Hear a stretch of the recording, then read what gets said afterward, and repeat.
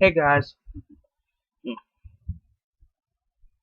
hey guys, what's up? I'm here with a review of a slasher horror film from the director of Maniac, which I reviewed a couple months ago, and Uncle Sam, which I reviewed like just the other day, starring Tom Atkins from Night of the Comet and Halloween 3 fame, and Bruce Campbell from the Evil Dead trilogy. Tonight's movie is Maniac Cop. This movie is about a man in New York City who wears a cop's uniform and starts killing people for no apparent reason. That's literally what it says on IMDb. So the credits roll over a cop putting on his uniform, and then a woman leaving the bar in the middle of the night.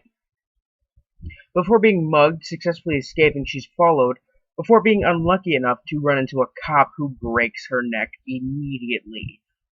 The criminals who witnessed the murder claim it was a cop who did it, and Atkins, who plays I can't remember or pronounce his name correctly, but he plays like the main cop in this movie. He believes the criminals when they say that a cop did it. So this happens like a few more times for like the first like 10 minutes of 10-15 minutes of the movie, people going out, people getting killed by a cop, and then Atkins claiming, "Oh, well, I believe these people that say it was the cop." So,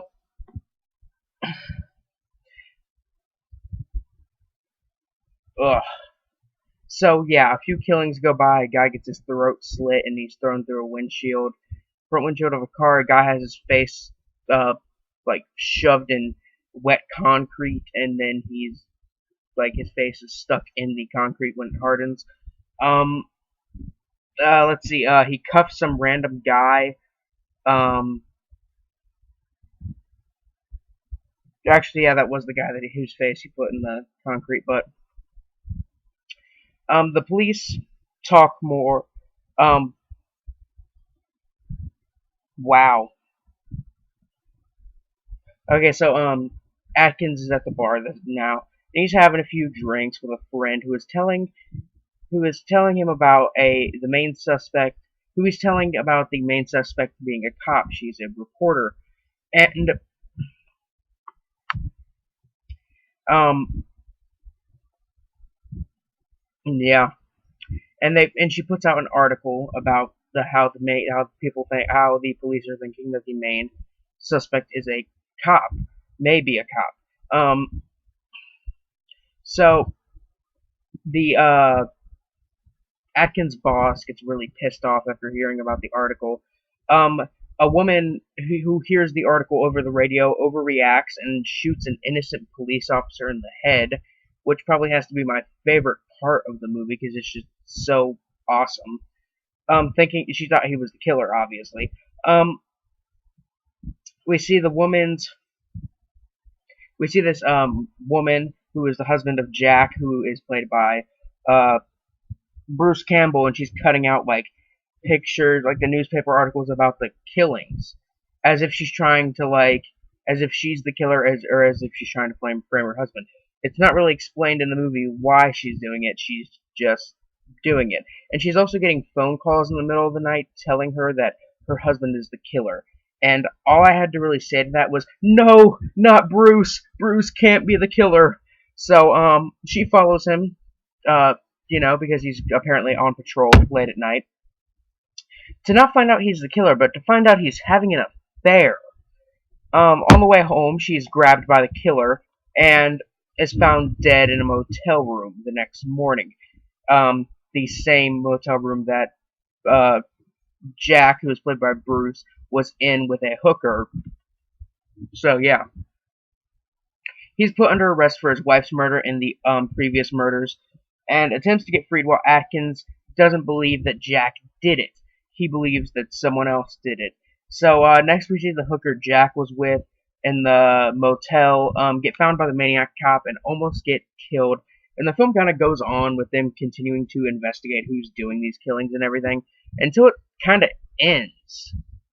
Um, really, I don't know where to start with this movie. I mean, I guess I could start with the writing. The writing is pretty bad, along with direction of the film. I mean, and the boring, and I mean, you'd expect, especially an 80s movie, especially an 80s slasher film, to have somewhat innovative kills or interesting, creative kills, but this one's kills are kind of boring. Considering this movie was about a killer police officer, I could think of 3 off the top of my head that they could have put in this movie that would have been amazing. I mean, they would have been really cheesy, but they would be amazing. The uneven tone of the film. I mean, in the beginning of the movie, there's like 4 murders, and that's where most of the murders are in the film. I mean, that may be a bit of an exaggeration, but that's where a good percentage of them are.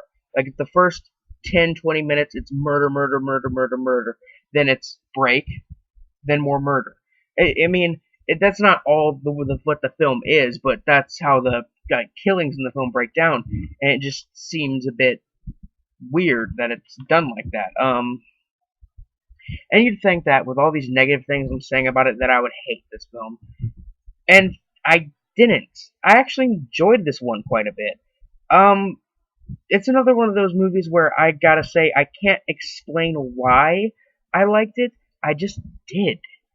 I genuinely can't come up with a reason why I liked it.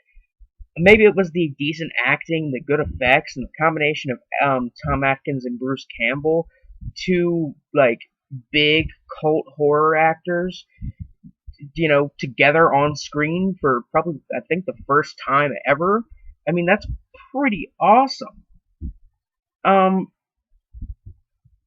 Really, I mean, the camera work, the only other good things besides those things, the camera work's good, the sound mix is good, the lighting is the only technical issue here. On the gore meter, from 1 to 10, 1 makes something like The Corpse Grinders, 10 being something like Brain Dead. This movie's at least a 6. It's pretty violent, even though the killers are pretty unimaginative. It's an interesting movie. Definitely, if it interests you, I'd suggest you check it out. It's only an hour and a half long. It's on YouTube. It is on, I think it's on Hulu, and there's a DVD available through Synapse Films, which they do good releases. They did the release for Thriller Accrual.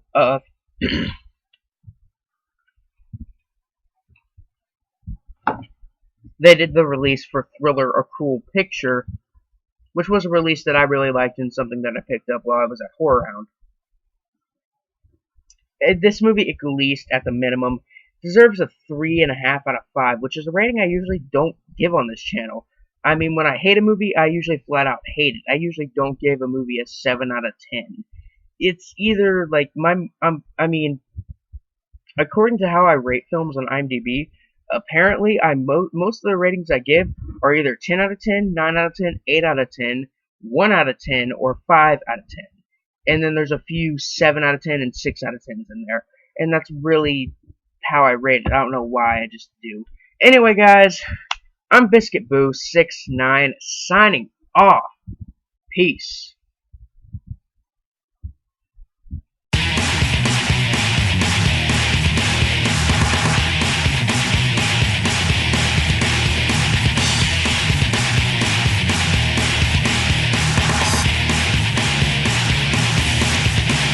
You're listening to a demo for